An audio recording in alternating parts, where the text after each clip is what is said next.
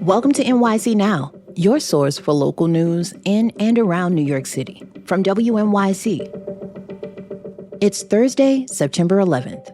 Here's the midday news from Veronica Del Valle. Leaders in East Harlem want to repurpose a long-forgotten railroad station and use it to connect the incoming 2nd Avenue subway to the neighborhood's Metro North stop. WNYC's Ramsey Khalife reports. The station dates back to the 19th century, when passenger trains ran through Harlem not on elevated tracks, but in a trench set below the street. New Yorkers on foot or in horse-drawn carriages could peek down at trains from above.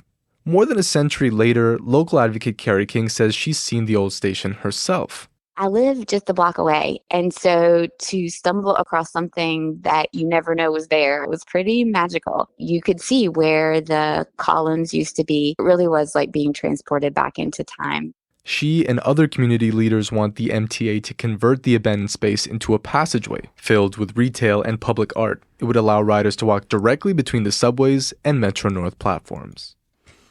New York City's Department of Environmental Protection is on the scene this morning after a water main break in Manhattan late last night. Officials say crews are currently working to shut off water at Nagel Avenue and Dyckman Street in Inwood. That's so repairs can begin.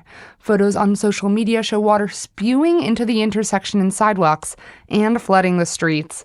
The agency says they're still working to isolate the leak and stop water from flowing. 74 and sunny right now, but there's a little bit of that fall breeze in the air. Today, sunny and a high of 81 with more of that light wind. Tonight, it'll be mostly clear with highs around 62. Tomorrow, mostly sunny. Those temperatures around 77 degrees. Stay tuned for more after the break.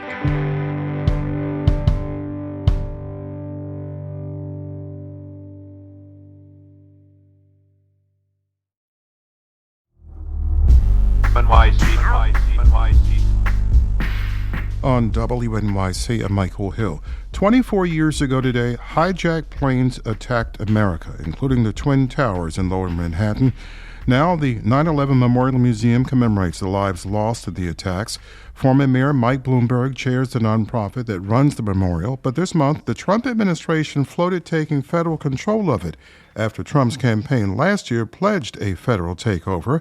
WNYC's Hannah Frishberg joins us to talk about the situation and how some local officials and first responders feel about a federal takeover of the 9/11 memorial. Hannah, is this the first time Trump is looking into taking control of the memorial? No, he's actually been pledging to do this since his campaign last year. At a rally on Long Island around the 23rd anniversary of the attacks, he announced that as president, he would make Ground Zero a national monument.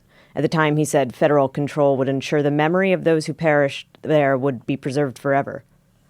But some Democrats are expressing concern about this. I'd characterize it as exasperation. Governor Hochul called it meddling and pointed out that this comes just months after the Trump administration slashed funding for the World Trade Center health program that cares for survivors and first responders. Representative Dan Goldman, Manhattan Borough President Mark Levine, Council Member Christopher Marte, and Assemblymember Charles Fall published a joint statement also pointing this out, as well as calling it an overall misguided idea. They said Trump's focus would much better serve doing something that actually improves the lives of New Yorkers. You talked to some 9/11 families and first responders about a federal-controlled memorial and museum. What did they have to say?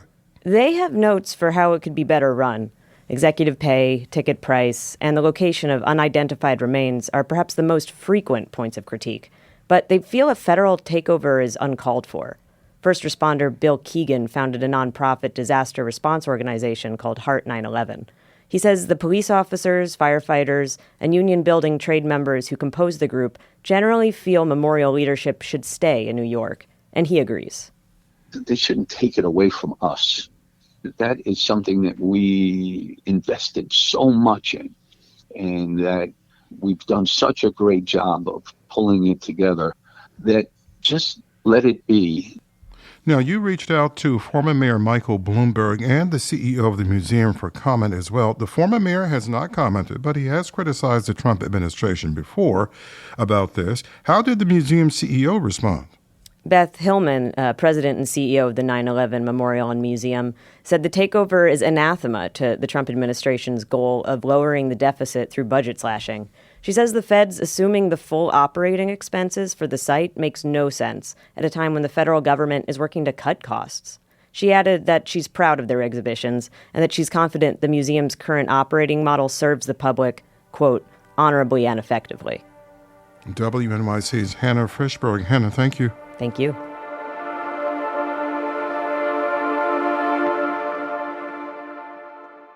Farm stands across New York City are starting to phase out summer produce to make way for the fall harvest. That means you may be searching for what to do with all the eggplant, green beans, and summer squash the markets have left. On Friday at the Union Square Greenmarket, GrowNYC will host a free Fermentation Fest for the ins and outs of preserving foods for a new season.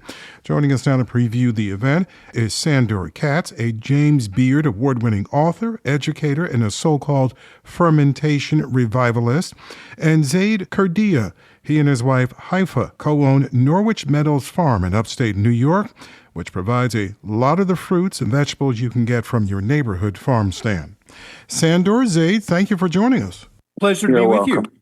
Sandor, let's start with you. Why do you call yourself a fermentation revivalist?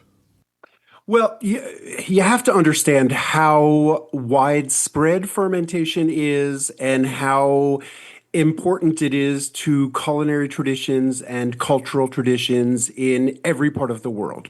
And yet, as part of our disassociation from food and its production, most of us have no idea what fermentation is, how it is done. People imagine that it's highly technical, that you need to be a microbiologist, that you need a laboratory. And so I call myself a fermentation revivalist because the work I've been doing for decades now is trying to demystify fermentation for people and make it approachable. A lot of people are fearful of fermentation because it involves bacteria and other kinds of microorganisms, and people project their fear of bacteria onto the process of fermentation, which actually just makes food safer and more delicious. So, for instance, just to make this more relatable, if you started your day with a cup of coffee, coffee is fermented. If you had a piece of bread, bread is fermented, cheese is fermented, cured meats are fermented. Our condiments, if they're not directly fermented, they generally involve vinegar, which is a product of fermentation. Mm-hmm. So, Zaid, give us an idea of what else is taking place at the festival. Okay, so we will have two demos that day that are a bit different in the fermentation world. One of them is again the dairy fermentation that results from it's a product called shanina, which is a drink that people drink during the summer. It starts out with removing the butter, and then the whey is fermented, and then multiple products are made from that. And another product that we will also demonstrate is it's called Meadows, which is it's a fermentation using olive oil instead of the traditional use of water. So that's an eggplant that is stuffed with nuts and various peppers and is put into olive oil, and that is a staple in many parts of the Levant. That's again a way to preserve something for the winter when plenty is not there anymore. At least fresh plenty is not there. That sounds so delicious. It does.